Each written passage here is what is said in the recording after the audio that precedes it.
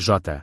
Justiça fiscal e financeira. A economia deve servir as pessoas, não servir-se delas. Por isso, pretendemos transformar o sistema financeiro capitalista e recentrar a atividade económica naquilo que importa, melhorar a qualidade e dignidade de vida das pessoas. Os desafios que a Europa enfrenta aumentam com o estalar da guerra nas suas fronteiras, que traz consigo a tragédia da morte, mas também o aumento do custo de vida para todas as pessoas do continente. A inflação, a crise da habitação e a não atualização salarial em linha com a inflação têm vindo a precarizar a vida das cidadãs e cidadãos, europeus e pessoas residentes no continente, muitos deles ainda a sentir os efeitos da crise das dívidas soberanas de 2011.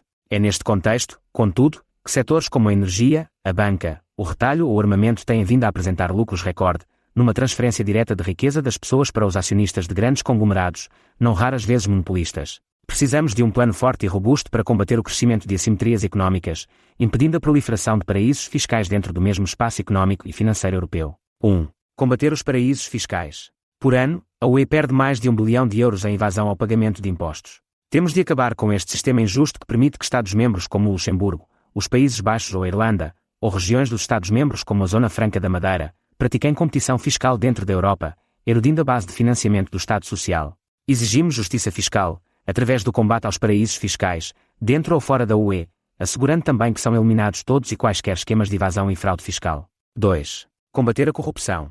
O combate à corrupção deve ser sempre uma prioridade. Propomos aumentar os recursos do Gabinete Europeu Antifraude para investigar o uso de dinheiro público na UE, de forma a reforçar a sua capacidade para continuar a sancionar fraude, corrupção e outras atividades ilegais contra os governos dos Estados-membros e funcionários da UE que sejam considerados culpados. Este aumento serve também para eliminar inconsistências no IVA, que anualmente permitem fraudes fiscais avultadas. Reconhecemos que os reforços a nível regulatório e de cooperação institucional não são suficientes, sendo essencial que sejam alocados, a nível da União, poderes de aplicação direta de medidas punitivas, em caso de corrupção transnacional. Continuaremos a apoiar e defender o trabalho da Procuradoria Europeia, a agência europeia criada para combater a fraude que afeta as finanças da UE, pugnando pela existência de meios financeiros e humanos que permitam a sua capacidade de conduzir investigações criminais e processar infratores nos tribunais nacionais. 3. Promover a transparência empresarial. Existem milhares de empresas de fachada e entidades com fins especiais que não declaram os seus verdadeiros proprietários. Defendemos a criação de um registro de propriedade de usufruto, que faça com que todas as empresas declarem a identidade de quem as detém e os detalhes dos seus ativos. Exigimos transparência. 4. Concretizar um imposto europeu sobre sucessões e sobre a riqueza. Propomos que os Estados-membros europeus alcancem um acordo multilateral sobre um imposto sucessório, com o objetivo de reduzir a transferência das desigualdades de uma geração para outra. Além disso, propomos a implementação de um imposto sobre a riqueza que tributa as grandes fortunas, como uma fonte adicional de receita para financiar as medidas propostas neste programa político. 5. Apoiar a base fiscal comum para as empresas. Reconhecemos a importância da aprovação da Diretiva Europeia que estabelece uma taxa mínima efetiva de 15% em sede de IRC, na sequência do acordo internacional promovido pela OCDE, a qual deve ser implementada por todos os Estados-membros. No entanto, o segundo pilar deste acordo, que serve de base a esta diretiva, apresenta limitações significativas que carecem de correção.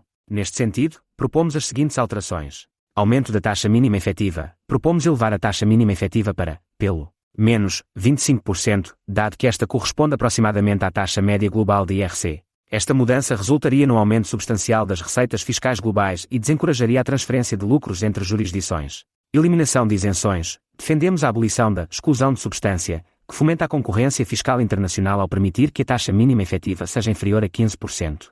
Estas reformas requerem uma reabertura das negociações internacionais sobre a tributação dos lucros das empresas multinacionais, de modo a alcançar um sistema mais justo e consistente. 6. Reduzir a especulação.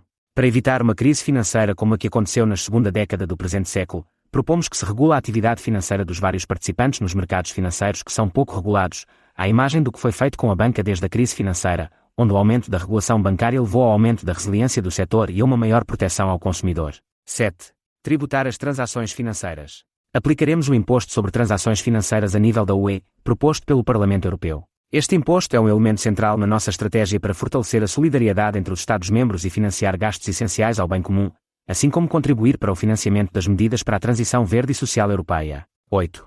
Criar o Fundo de Transição Verde e Social.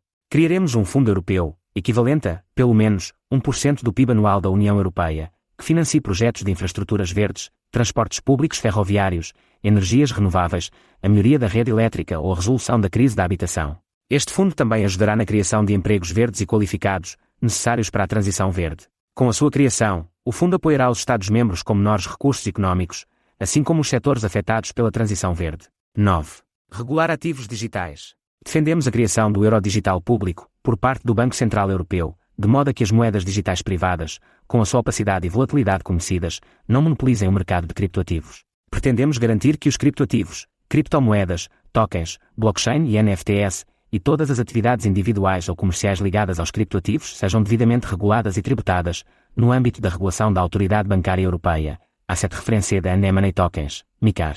Neste sentido, defendemos que os mineradores de criptoativos incorporem os impactos ambientais que a sua atividade económica gera, atuando pela via fiscal e na mitigação das suas elevadas necessidades energéticas. 10. Acabar com a unanimidade na fiscalidade.